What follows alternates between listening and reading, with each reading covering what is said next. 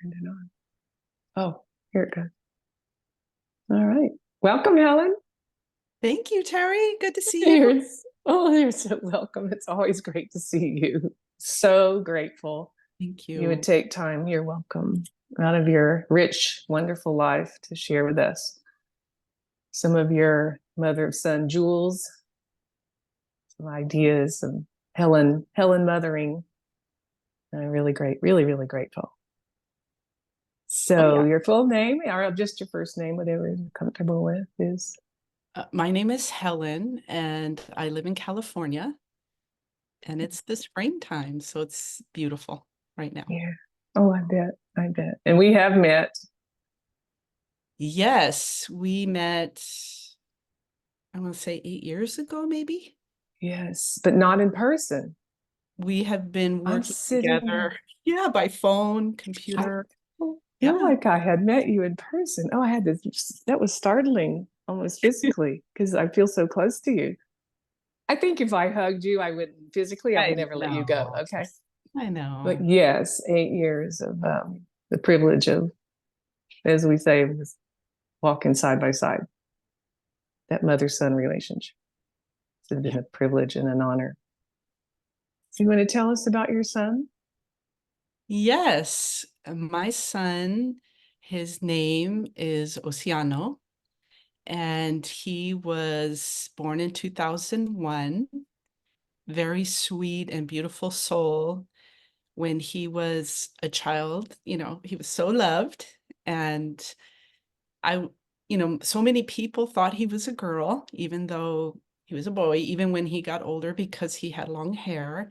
And also, he had a very sweet and demure personality. So that was a joy for me because he obviously was born a young man, but he really held both, that masculine and feminine together. And that was something that he was really courageous about and didn't really change, in the face of different things happening in the world. He always stayed to wanting to embody and express both masculine and feminine.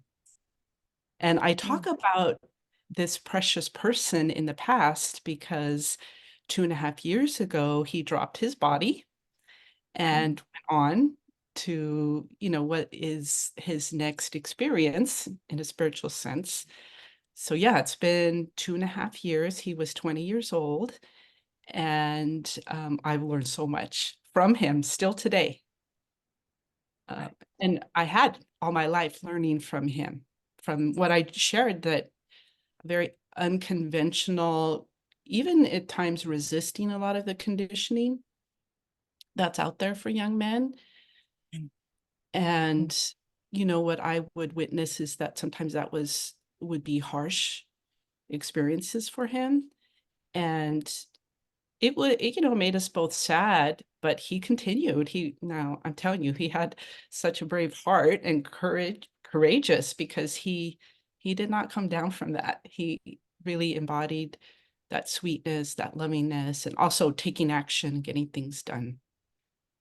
Mm. So I really learned a lot from him in the 20 years, 21 years, I'll say, since, I had him. Yeah. Uh, yeah. And still learning, I think I heard you say.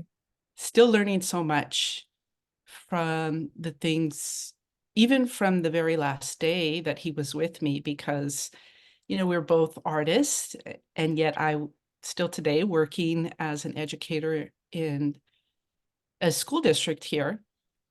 And that's a lot of work. And it had been a lot of work. I started as an art teacher and then just kept working and taking on new positions. So the last day I saw him, he said to me, when are you going to stop this? You've talked about being a spiritual person all your life, and yet I see you grinding on these very material and concrete things and putting that to the side. So I will always remember him telling me that, because even in that moment I was shrugging it off like, oh, come on, kid, you don't know what it's real life is like. Like, you have Mm. to make all these sacrifices. But since then, more of that wisdom is being lived, on my side of Mm. not sacrificing, making more space for myself, paying attention to myself. And I would say, that's really a lot of how he lived. He lived from what he felt was his calling.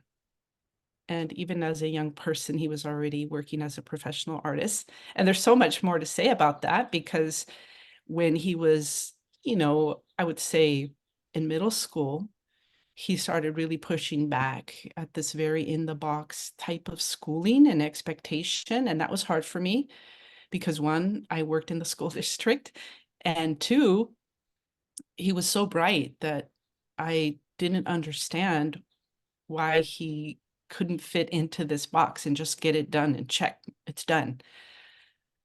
So he was also very um, secure in himself in that, like, why do I need to get these good grades? I just need to get through and be done and move on. So Mhm. that too was learning to me, because for so long, the programming and the conditioning in me was like, this is how children are, this is how parents are, this is how, young men are, this is what they need to do to be successful. And he really pushed me in that way to expand my thinking and to Mm. come up with other ways. So, for instance, his communication style was one that was more subtle, and he preferred not to have these very direct conversations with me, like, sit down, we're going to look at each other eye to eye and have this conversation. He would basically just turn off, and it was him, like, I'm not going to comply with this very in the box standard way of doing things. And so eventually in time, and thinking about him and putting him in the center of what's how am I going to understand him? How are we going to communicate?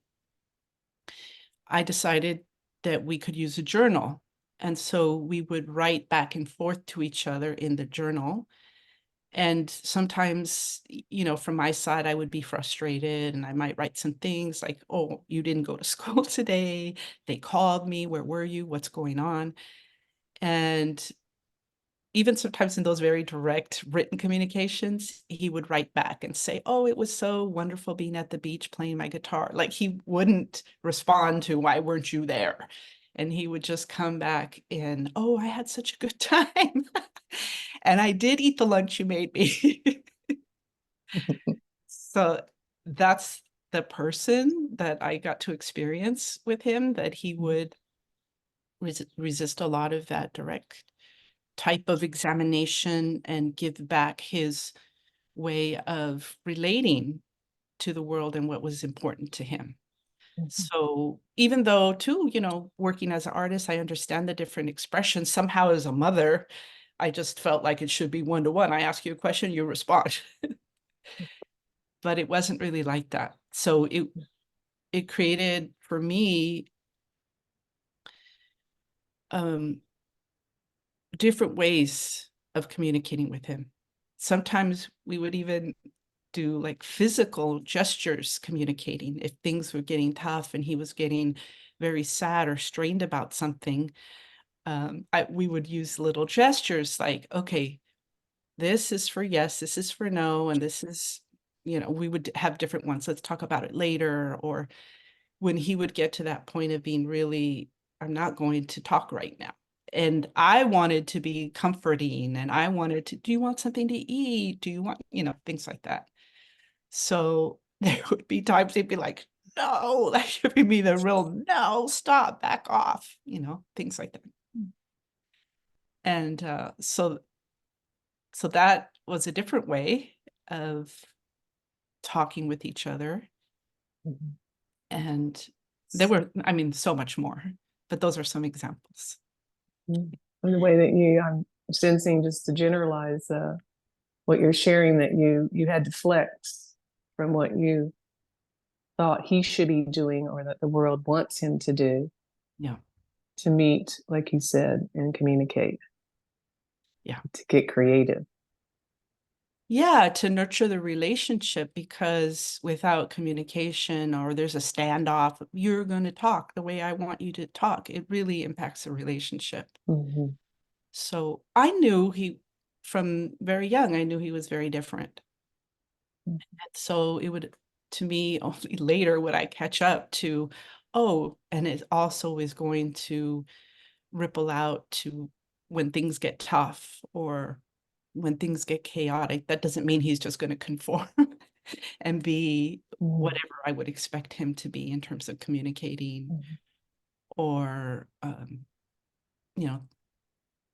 terms of our relationship or things like that, like conventional expectations and rules, or the way we're conditioned and the things that we accept. So I would get very creative with him, Yeah. And it would work and that for would you work. and It him. would work more than trying to wrestle him down, talk in a way that was more direct, or Yeah. more Fit linear. in, yeah, that box or yeah. Yeah. Speaking of boxes, one of the quotes that I've been sharing with the interviewees begins with all her unresolved feelings about men will influence how she both shapes and reacts to her sons, developing maleness and thusly imprint her sons and his future relationships.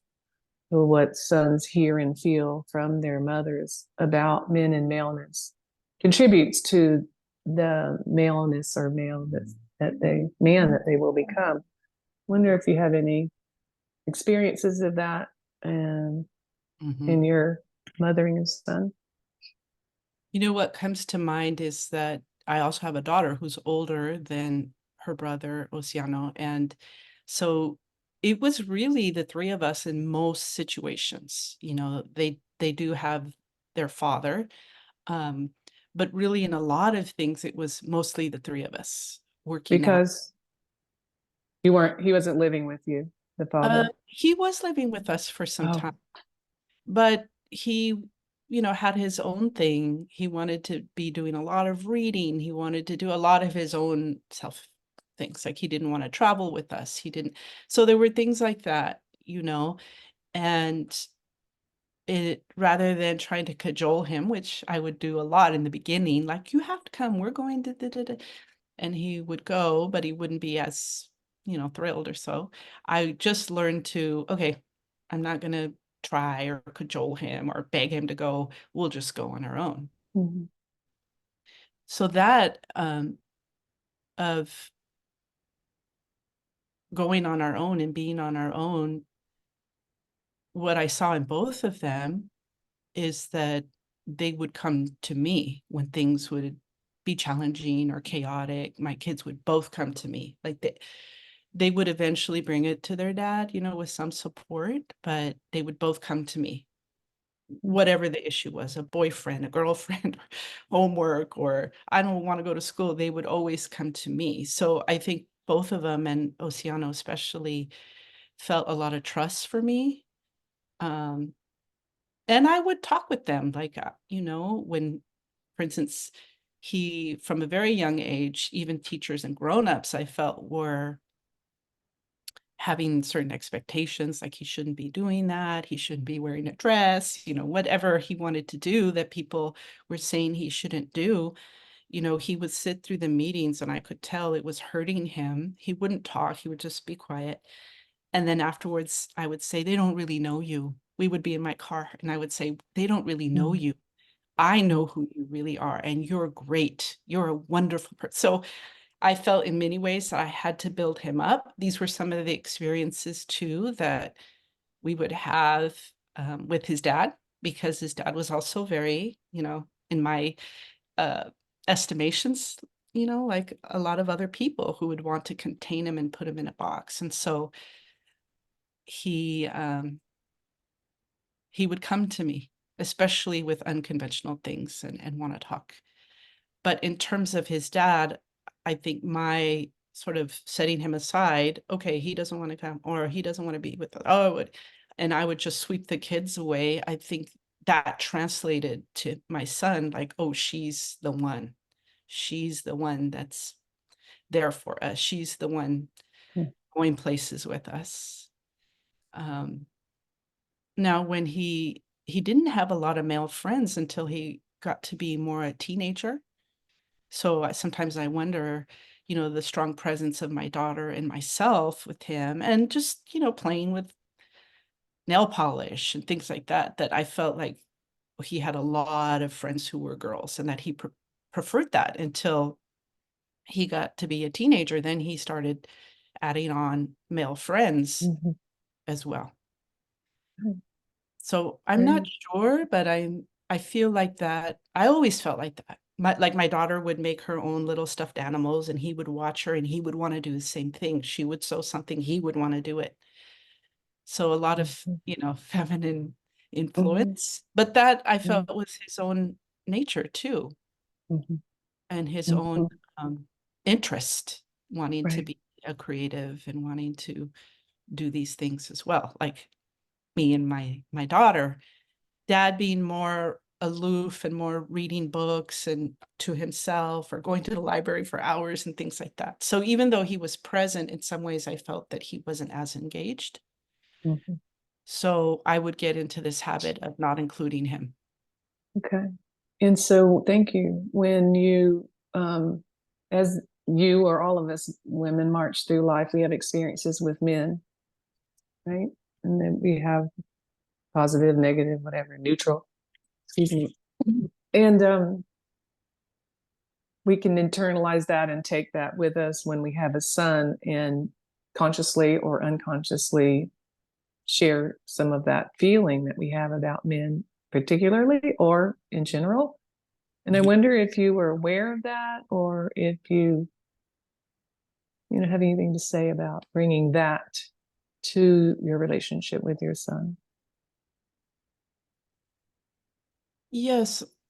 I mean, I feel that when I was attracted and then married my husband, I felt very much, now looking back and in some time looking back, I felt like he was much like my own father.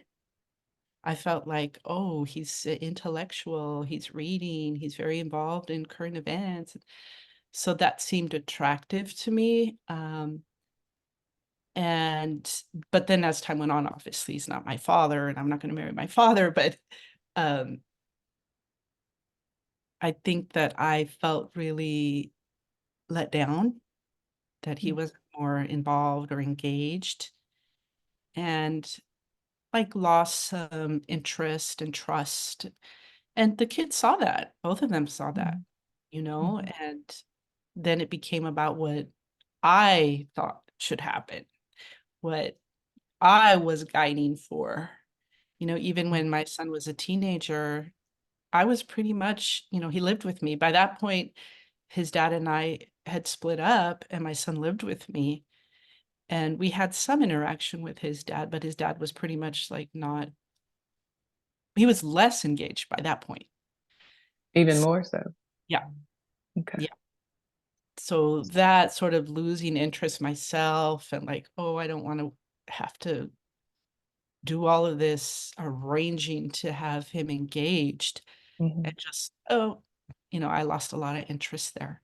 And so when I did see my son start to be more involved with young men and other men, he really seemed to flourish. So he had a couple internships with some male artists, and he really loved that. Mhm. So I know that that's important. I knew that was important to him because of the way that he really looked to these men about how they live and what they Mhm. do. Mhm. Yeah. Okay. So this was it just a feeling that your children would have about how you felt about their dad? Or were there words, or did they ask you, Mom, why doesn't dad? Or, I mean, how did you manage your feelings? Mhm.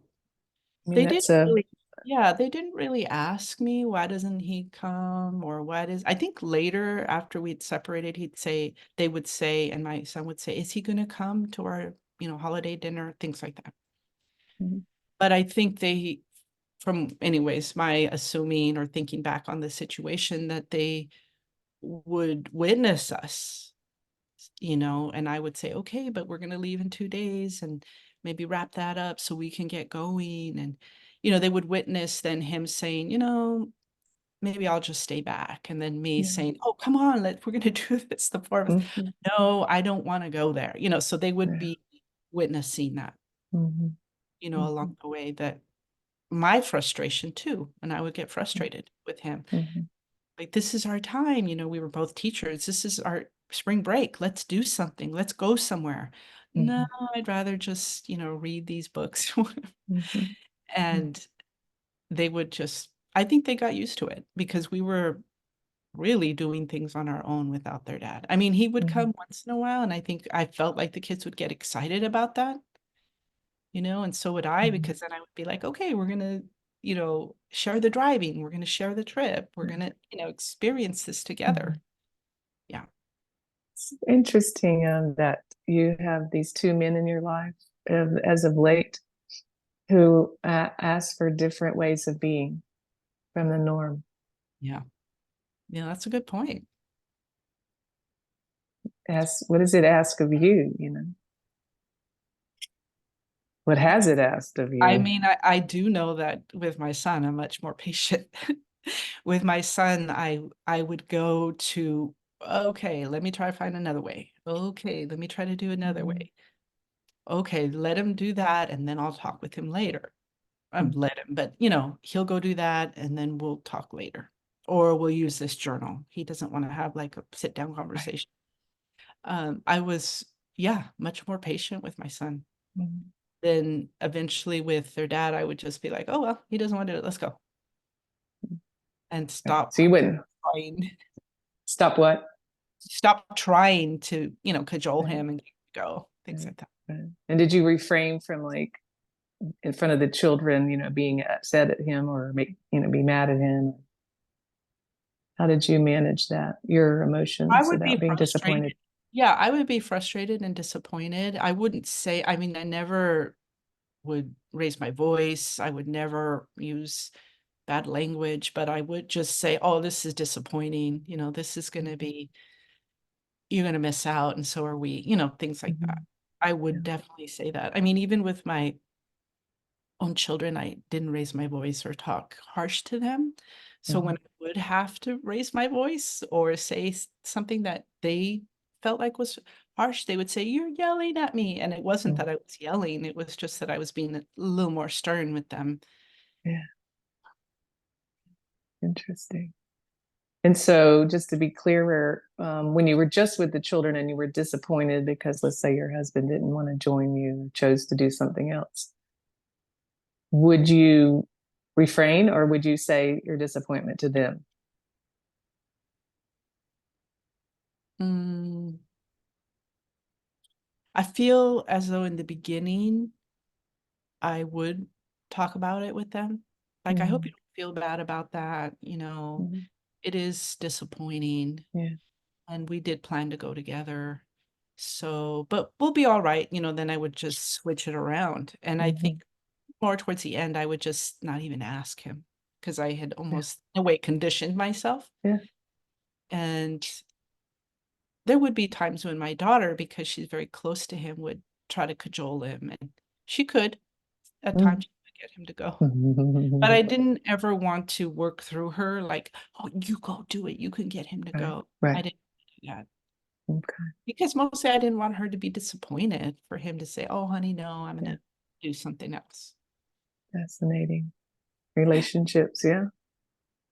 Fascinating. Yeah. So, is there anything else that you want to share as we begin to close about just your feelings and thoughts about men and maleness in general and how that might have imprinted your son? Yeah, I mean, in terms of my son, I feel that what was brought up today actually is illuminating for me that his dad is also relates and is different. I didn't look at it that way. I suppose I was thinking more of like, he's a parent, he should know what Get in to the do, box. get in the box. And so that is, Interesting. yeah, that's highlighted today for me. Yeah. Um, And in terms of my son, I mean, I go back, I think this is back to the circle of how I started, what came up for him in his life, whether it was my relationship with him or his relationship in the world, is that he was always a brave person. He was always coming from the heart. And I would witness him being very sensitive that way to other people. So if people, homeless people, or his heart would go out to them and he would want to do things for them. So he taught me a lot that way about going from the heart. I want to say that's how I am too, and that we both are like that. But it's so special when you see it in your own child, that they live like that and they organize their life that way. Like I said, he had male friends later. I remember one day I went back to his room because I heard like some crying, and I knocked on his door. He said, "Come in." And he had one of his male friends there, and he had his arm around him. And I said, "What's going on?" He said, "Oh, he's having a hard time." And I thought, so sweet that he would just take all that time to sit there and hold him. And oh, I'm going to go out and walk with him now. He was so loving. And he didn't back down from like emotions or suffering that he would see. Mm. Beautiful, Oceana. Yeah. So grateful for your honest and open and heartfelt thoughts today, I mean, I Helen. definitely feel like he came to teach me things and to teach his father and other people too. I was surprised at all the people that came to his memorial and the things that they were saying. I had just no idea about his life out there. And young people like all kinds of people, a woman who he helped move all her music equipment because she sang one night, and like people I didn't even know. So yeah. I didn't have the privilege of meeting him, but I heard about him for all these years, and just I have a really I have a vision of him. Thank you. You Yeah. painted a picture, a very clear picture of him. Oh yeah, it's Yeah. when a person is no longer here and they're in their body, it's sort of like the rough things in a way slide away. Mm. You remember the Mm. things that they taught you and the lessons. Yeah. I hope this is helpful. Oh, I'm certain. I'm certain. Thank you so much. I'm just so grateful. So grateful. Of Thank course. you, Yeah. Helen. Welcome, Terry. Sure.